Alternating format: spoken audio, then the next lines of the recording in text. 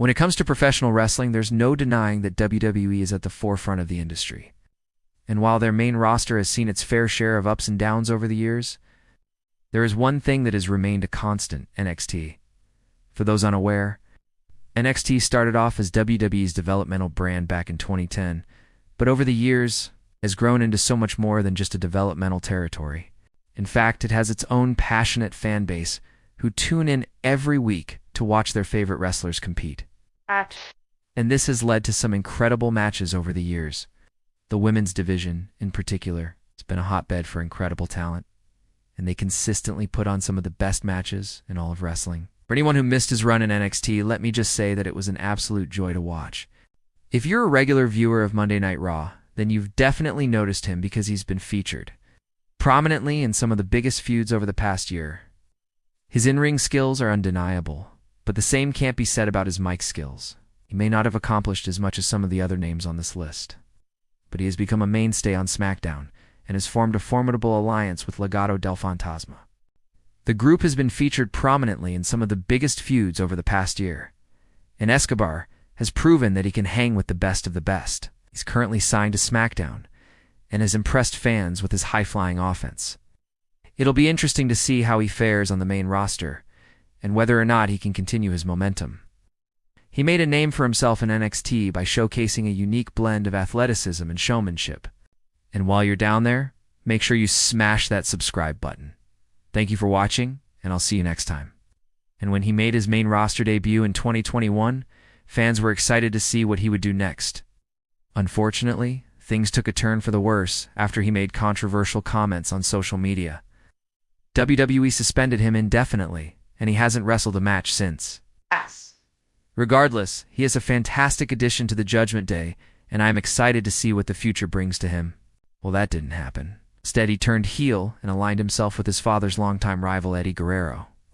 Now, while the storyline might not have been the most organic, there's no denying that Dominic has impressed fans with his in-ring skills. He's shown a lot of heart and determination, and it's clear that he's willing to do whatever it takes to win.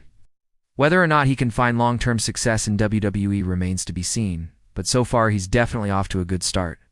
He had a swagger about him that made you believe he truly was the limit. Fortunately, things haven't really worked out like that so far. Despite being one of the youngest superstars on the main roster, he's already won the United States Championship.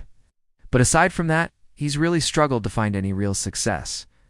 He's often found himself lost in the shuffle on Raw and hasn't been able to make much of an impact. With that said, he's still very young and has a lot of potential.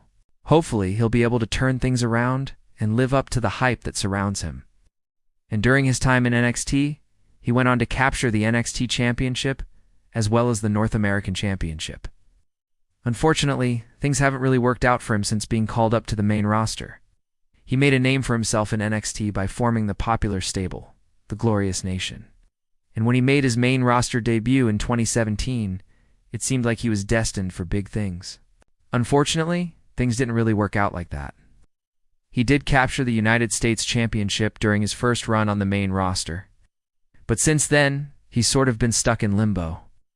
He returned to NXT in 2021 and captured the NXT Tag Team Championships alongside fellow former NXT superstar Robert Stone. But it was revealed that Rude suffered a torn biceps tendon and was forced to vacate the titles. As of right now, he's still rehabbing and isn't expected to return to in-ring competition until later this year. He did win the US Championship a few months after making his debut, but since then, he's sort of been stuck in limbo. After testing positive for COVID-19 in early 2021, he suffered a torn meniscus and was sidelined for several months. And when he finally made his return, he was no longer the same powerhouse that fans fell in love with in NXT. He's still young and has plenty of time to turn things around, but so far it hasn't exactly been pretty. From the Four Horsewomen to the likes of Io Shirai, Rhea Ripley, Raquel Gonzalez, and so many more, the Black and Gold era will be remembered as one of the best in wrestling history. After impressing fans with his Lucha Libre-inspired offense in NXT, he was called up to SmackDown in April of 2021, and after feuding with the likes of Cesaro and Shinsuke Nakamura, he went on to capture the Intercontinental Championship from Jeff Hardy in September of 2021.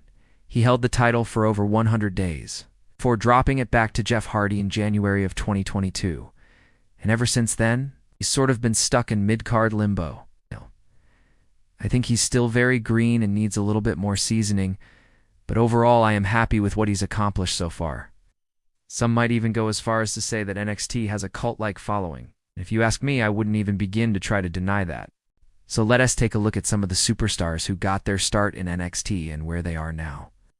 Before we start though, make sure you smash that subscribe button. And with that said, let's get into the video. It's a show that doesn't take itself too seriously and focuses more on the in-ring action as opposed to the storylines. But what really makes NXT so great is the fact that it's the place where many of today's top stars got their start. Take Roman Reigns, for example. The head of the table has been with WWE for nearly 13 years. Now, and he made a name for himself in NXT before being called up to the main roster. There are also the New Day, who were a big part of NXT before they made their way to the main roster and became one of the most beloved acts in WWE history. Seth Rollins, who many consider to be one of the GOATs of this generation, spent time in FCW and NXT before finding success on the main roster. And then you have names like Kevin Owens, Samoa Joe, Becky Lynch, Alexa Bliss, Drew McIntyre, Finn Balor, Bayley, Charlotte Flair, Andrade, Zelina Vega, and the list goes on and on. The point is, NXT has become a breeding ground for some of the biggest names in WWE today. Kicking things off, we have none other than the Beast Slayer Keith Lee. Next up is Angel Garza, who's currently signed to WWE's main roster as a member of the Judgment Day. Andio Hernandez is another superstar who's found success on the main roster. Santos Escobar is another standout performer from NXT who's found some success on the main roster. Now, let's talk about Dominic Mysterio, who many thought would follow in his father's footsteps and become a babyface. Austin Theory is a superstar who many people expected to take over for Vince McMahon when he retires. Before we move on, I want to quickly mention Isaiah Scott, who recently made his debut on the main roster. Now let's talk about Bobby Roode, who many felt was destined for greatness in WWE. Lastly, we have Velveteen Dream, who is arguably one of the most enigmatic performers in WWE history. So what do you think? Did any of these superstars disappoint you? Which ones surprised you the most? Let me know your thoughts in the comments below.